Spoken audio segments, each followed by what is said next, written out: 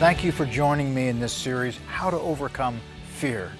You know, over and over again in the pages of the Bible, God tells His people, fear not. Why is that? Probably because of all of the strongholds that keep people from fulfilling their calling and their destiny. Fear is probably the most common. Make no mistake about it, fear is your enemy. It's not your friend. In 2 Timothy 1:7, it says this, God has not given us a spirit of fear, but of power and of love and of a sound mind. Ask yourself, what would you do if you had no fear of failure, no fear of harm, no fear of financial lack, no fear of rejection? What mighty work would you endeavor for God's kingdom if you knew beyond a shadow of a doubt that you had His favor, His provision, His protection? There's an important insight I want to share with you from the parable of the talents in Matthew chapter 25. Before going on a long journey, the master had entrusted his possessions to 3 different servants. The first servant was given 5 talents. It was a form of silver. It was money. The second servant was given 2 talents. And the master was pleased with both of the first 2 servants. They had been given different amounts, but they each had invested wisely. They each had doubled the amount they initially received. The first 2 servants received the same words of praise from their master. Well done.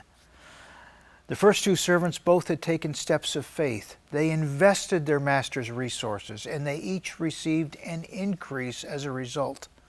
Because they had been faithful over a few things, the master made them ruler over many things. What a fantastic picture of the scene in heaven for those who are faithful with the resources God entrusted to them on earth. Too often I meet believers who complain that they haven't been given much to invest into God's kingdom and the work of spreading the gospel. They say, I hardly have enough to provide for my own. But notice the master in this parable of the talents didn't judge his servants on the basis of how much they had, how many resources they started with. He judged them on their faithfulness to invest and increase whatever resources they had been given. The first 2 servants received 100% return, but there was another servant in this story, one who missed out on his master's favor. Instead of investing the money he had been given, he chose to bury it. Apparently, he assumed the master would be pleased to just get his money back when he returned. But instead of being pleased, the master was livid. In verse 26, he called this man a wicked and lazy servant. You know, the third servant thought he was playing it safe by burying his money in the ground. And because of fear, it cost him everything. The master gave his money, it took it from him, and gave it to the one who had grown his investment from 5 to 10 talents. In verse 24 and 25, the third servant tells his master this. He said, Lord, I knew you to be a hard man. I knew you reaped where you didn't sow, you gathered where you didn't scatter seed. I was afraid. I went and hid your talent in the ground. Look, here, have what is yours. You see, it was fear that had hindered this man from investing his master's resources. Fear that made him unwilling to take risks. Fear that the resources he had been given wouldn't be safe if he did something with them.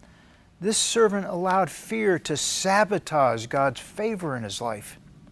Fear prevented him from acting in faith. Because of fear, he forfeited the favor and increase he would have received from the master. My friend, which of these servants are you most like today? If you allow fear to govern your life, you're going to miss out on the amazing favor and abundance God wants to give you.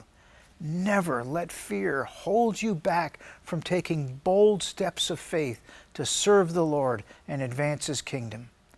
I'm asking the Lord to deliver you today from the spirit of fear. Instead of allowing fear to keep you from putting to work what God has placed in your hands, take bold, fearless steps of faith today that will cause you to hear Him say to you, well done, good and faithful servant. God bless you.